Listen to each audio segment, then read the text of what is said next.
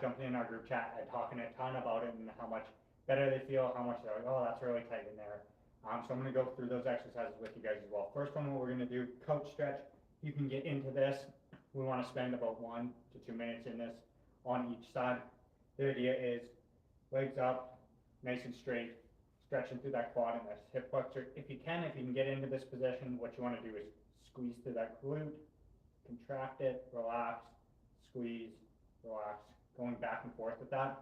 Ideally, what you're doing, you're also timing that with your breath. So you inhale, squeeze and hold, exhale, relax, inhale, squeeze and hold, exhale, relax. So you're going to spend about a minute doing it on this side, 1 to 2 minutes on this side.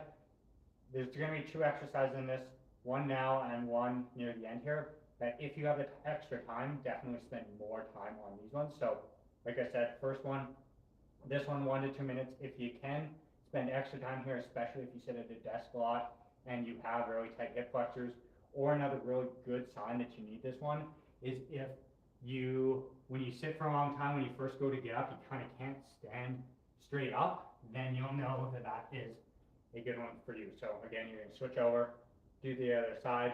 So if you're watching this video after the fact, you'll just pause it and kind of watch, and then we'll move on to the next exercise. But you want 1 to 2 minutes, and just for the sake of shortening things up a little bit here, I probably won't do the full 1 to 2 minutes. I'll just talk through each one, and then we'll move on to the next one.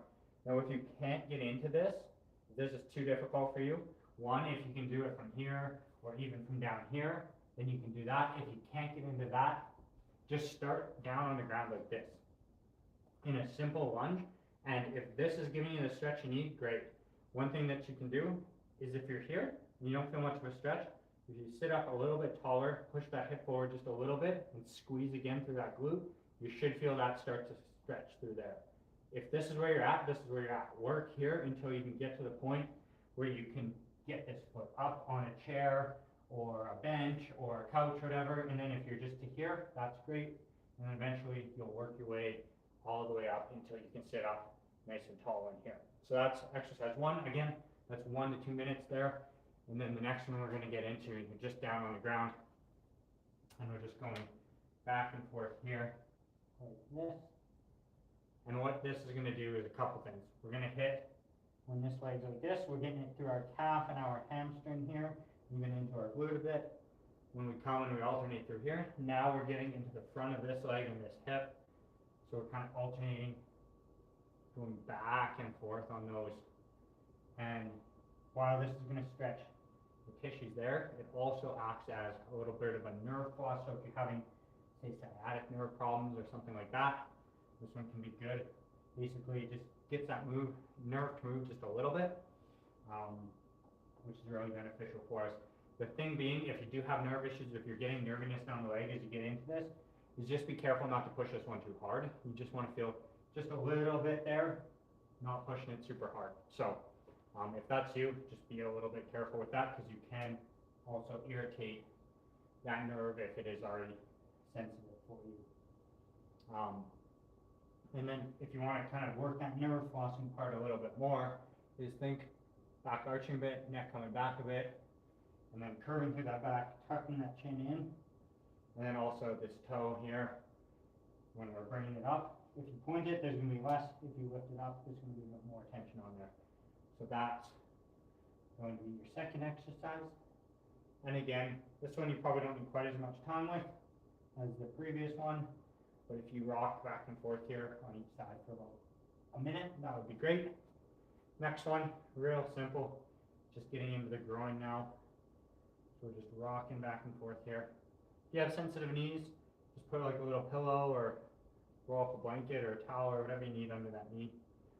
I like doing it on like a carpet or a mat, especially if you have a hard floor, you might want something under that knee. And again here, spending about a minute. What we want is basically hips are facing forward, this leg's turned out, and what we get is both a stretch here and through here. And then we'll do both sides doing that.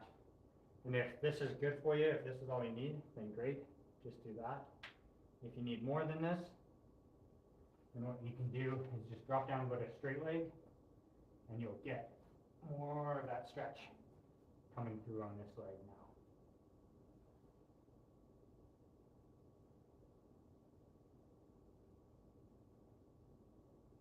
that's what we're shooting for on that side.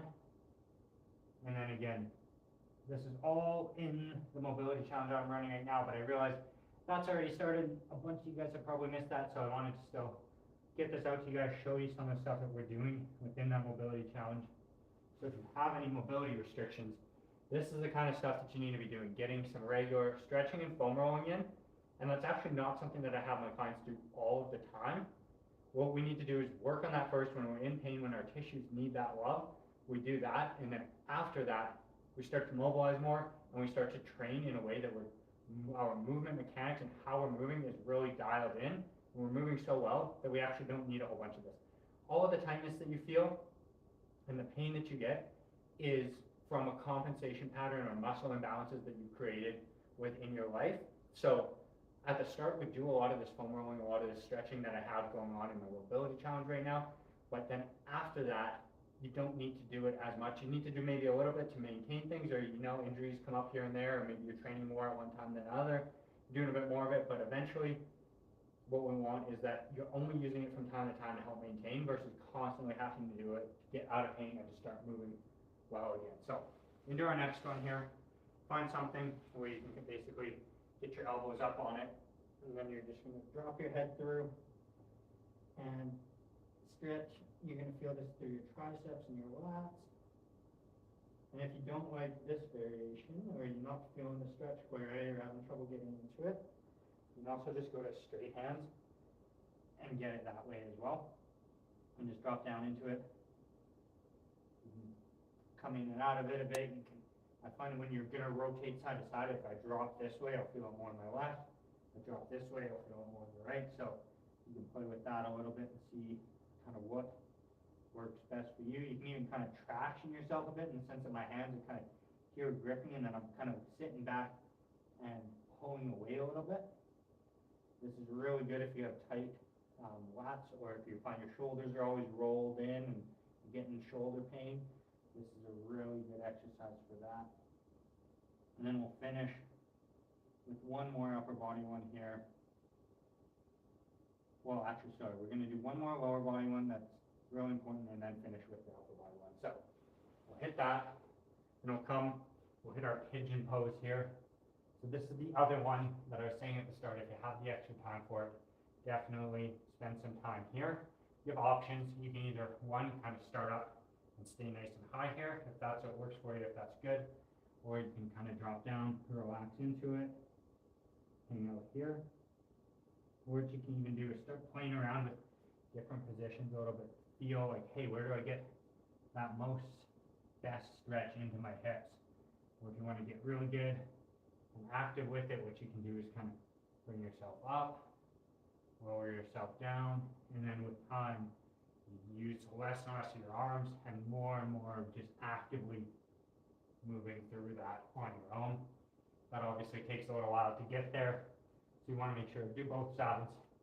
If you're having trouble, getting a little like toe or a block under the hip can kind of help. And then two, if this leg's tucked more, you're probably going to feel that it's less stressful.